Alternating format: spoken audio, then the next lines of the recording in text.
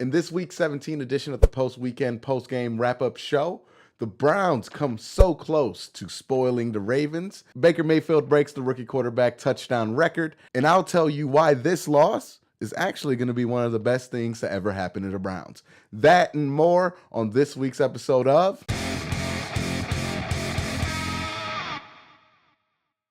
Okay, first off, let me just start with what a game that was. I mean, that lived up to every expectation anybody had for it. It was back and forth. Baker made some mistakes, but then he came back for it in epic fashion.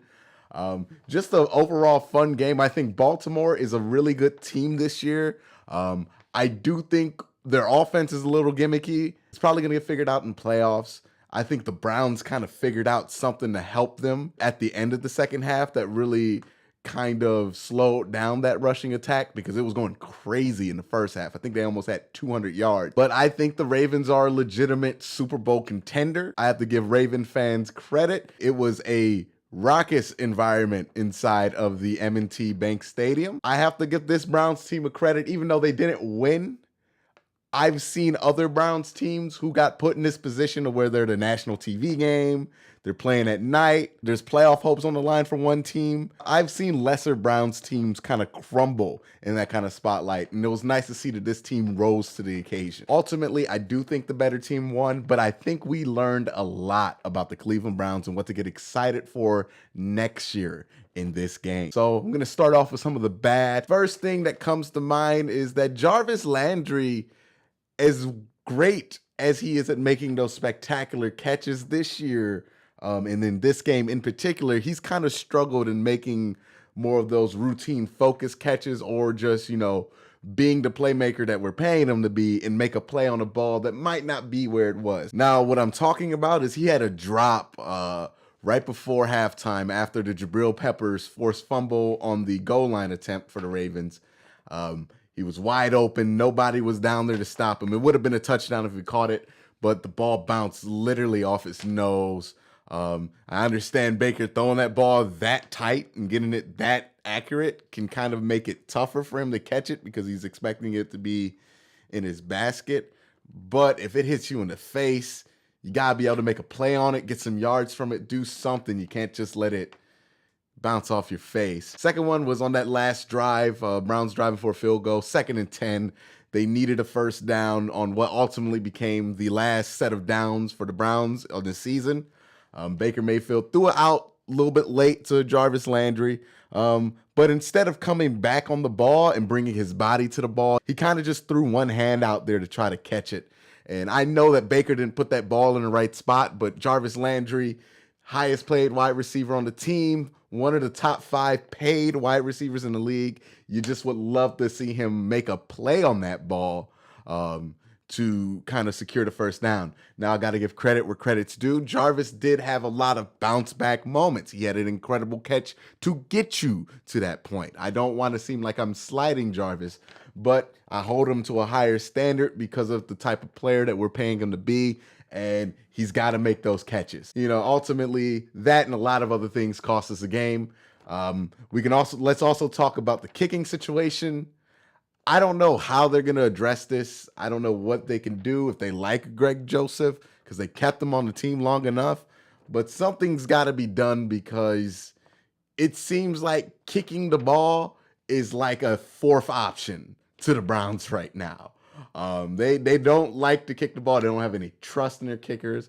I don't know how much of that is just mental scarring from Zane Gonzalez earlier in the year, or it's what they see in practice from Greg Joseph that makes them worried about kicking those long field goals. But something has to be figured out there for next year. And the third thing, I feel like every episode of this show, I have said the same exact thing about the defense, that they need to tackle better and they can't stop a run up the middle to save their lives. And it was no more evident than it was today. It was consistent. Gus Edwards, Kenneth Dixon, Lamar Jackson just gashing the Browns up the middle for long runs. And this has been a problem all year with the Browns. They have not been able to stop the run, A, but B, and more importantly, they have not been able to stop the run up the middle.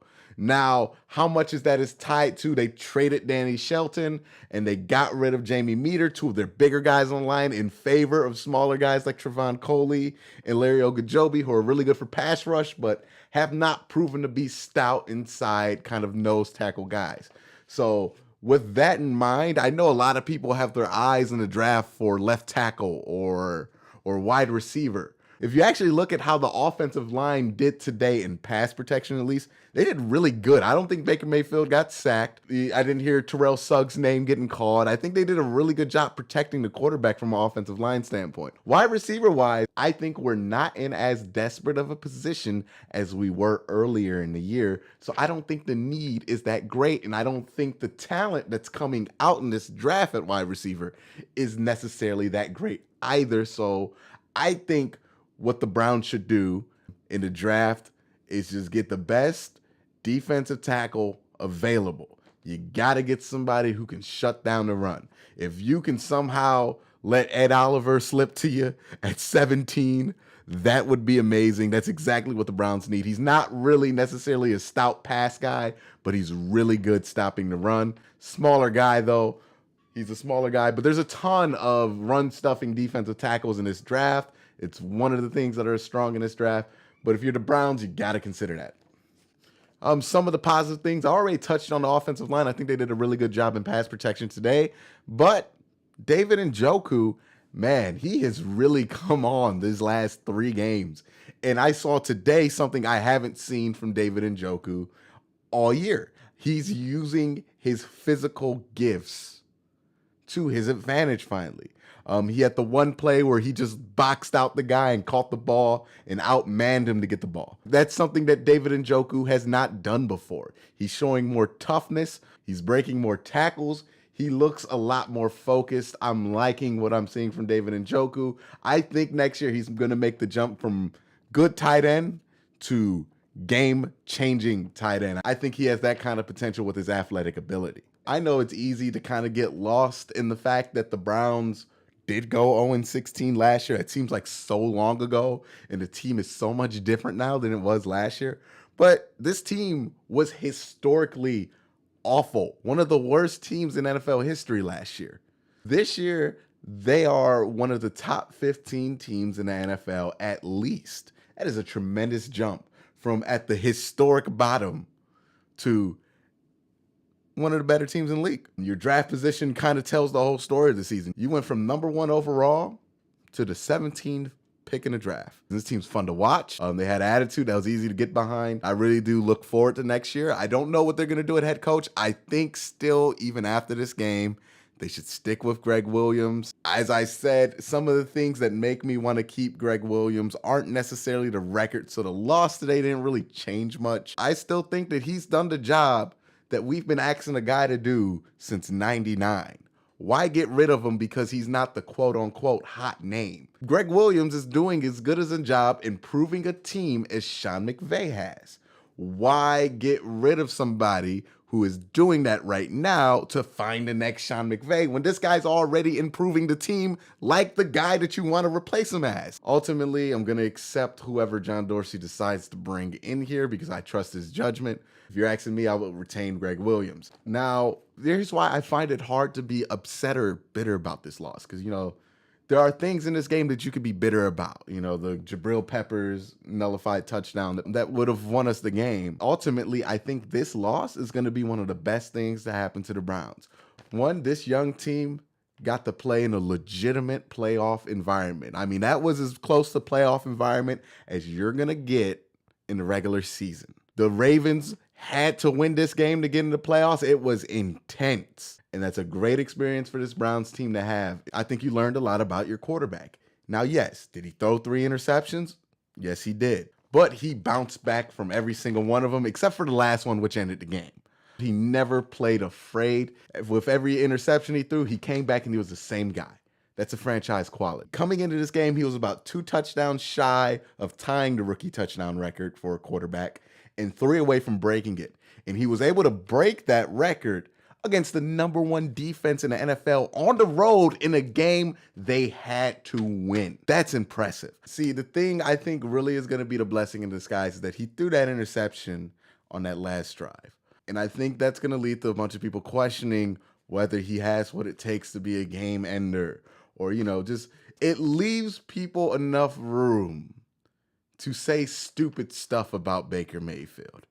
And from what we know about Baker Mayfield, what motivates him and what makes him get into that extra gear is when people say outright stupid stuff about him or question certain traits that he has. Guys like Colin Cowherd, anybody who wants to hate on Baker Mayfield because he's brash, he's bold, he's confident, they're going to take the bait. They're going to say the stupid stuff about him, and that's just going to motivate him more. I mean, for a guy who is fueled on slight, this is like a tanker trunk of fuel coming for Baker Mayfield. Not just on the off the field standpoint, but also on the on the field standpoint. That's not going to leave a good taste in his mouth that he missed the throw, and then he threw an interception at the end of the game. That's going to stick in his mind. And with a lot of quarterbacks, I would be worried about that. But with Baker Mayfield, that's one of the things that's going to push him to be greater. I just get the feeling that he's going to obsess over it. And I think he's going to have a MVP caliber season next year. And this is going to be one of the moments that help fuel it. All right, guys, that's going to be it for this week's post-weekend wrap-up show. Thank you guys for watching. Hope you guys like the new background. Let me know what you think in the comment section down below. And I started doing this week 8, and we have grown from 200 subscribers to almost 3,000. So let's keep this growing going in the off season. Thank you guys for watching. Hope you guys enjoy. And as always, hit that subscribe button, hit that like button, and tell me what you think about this week's Browns game in the comment section down below. Thank you for watching.